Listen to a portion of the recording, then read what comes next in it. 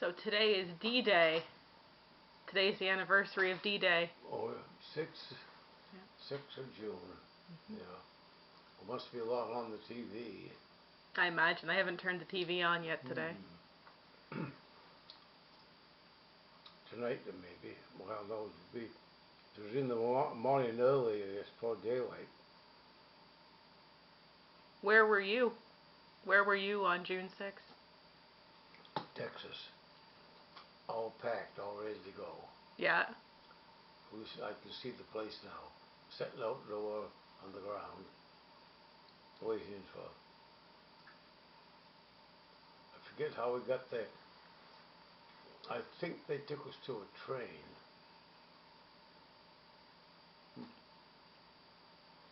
Anyway, that's what I think. Started by train.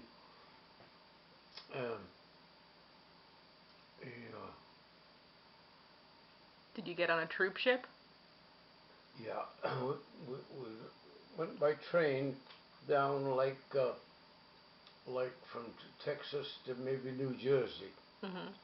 Got shots and other things and clothes maybe, and then stay there a week maybe.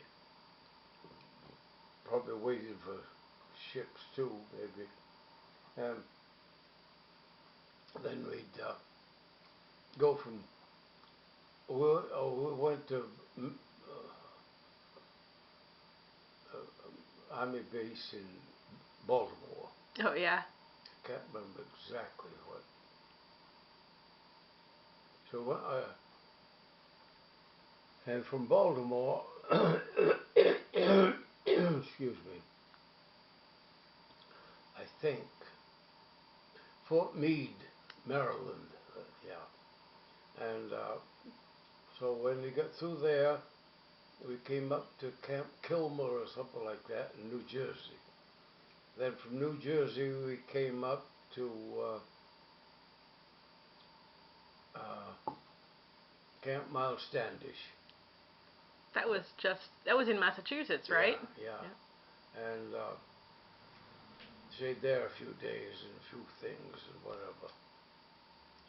Then it wasn't time. Whatever time it took, we went from there to Boston Army Base. And by the time we got to Europe, Scotland, we landed in Gourock or something like that, Scotland. And got on a train, went down south to England. And we stayed in England 6 weeks, walked 6 miles a day. We walked 10 miles a day, 5 miles out, 5 miles back, training out there for about 6 weeks. Finally went across to France and got on the English ship and got off the English ship down a rope ladder and onto the coast. Where did you land? Do you know? Yeah, I know.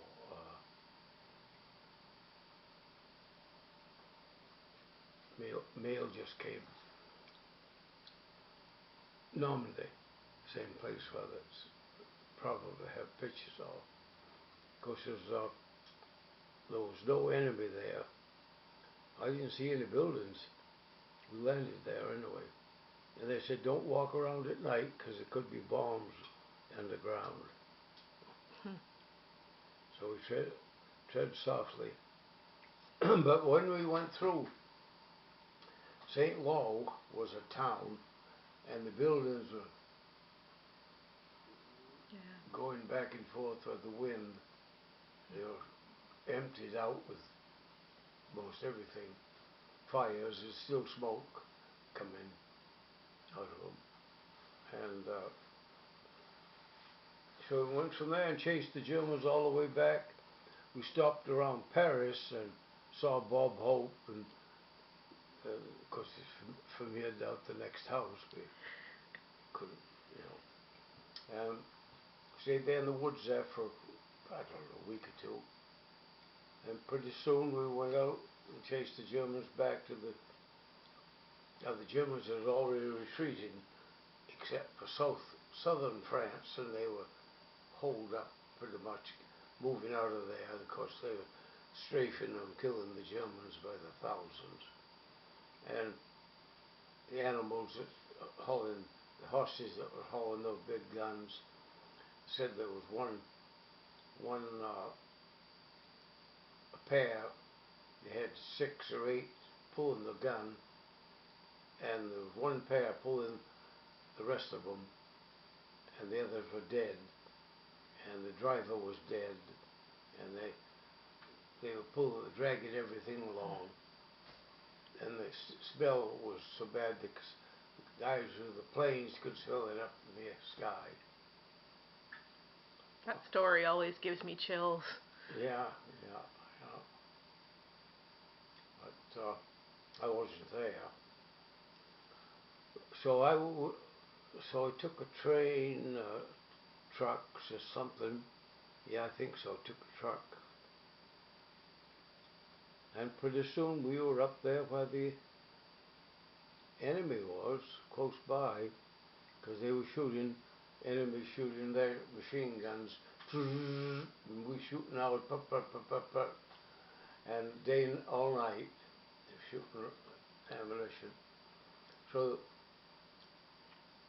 you guys sleep under the hay rack. So slept under a hay rack in a German barn. So the next day they took us out to the front, and there was dead Germans laying all around. There's a pillbox there, and one American got killed right there, they said. So we stayed around there and kind of got acquainted. I could see the place now. Little fir trees. We was under the fir trees. Pillbox was over across the road from where we were. Germans were laying dead out there. I wanted to get a souvenir, so we went over and stripped them of their souvenirs. And they didn't have much left on them. And of course took their weapons. I don't know if we did or not. We couldn't carry them, so I guess we left them there. And the next day we went down to another place, and I was out across the road. They were standing guard duty, and big guns down there, must have been ours, but it sounded like we're looking right down the barrel. Oh, he was jumping off the ground about that high every time they shot the thing. And I was alone, I guess. I didn't see anyone around.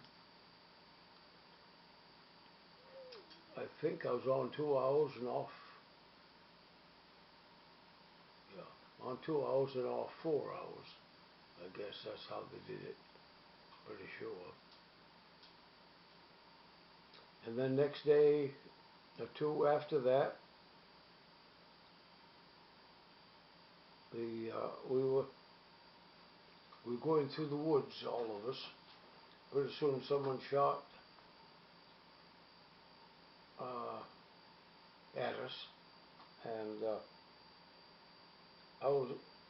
so we started shooting back. I got behind a tree about that big around, and shooting there, and we were all shooting the line, and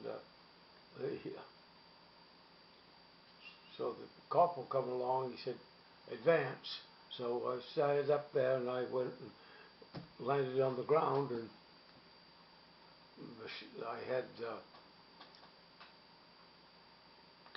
gas mask, of course, and some pack, and most of it rolled around, so you land on the ground that much higher. And they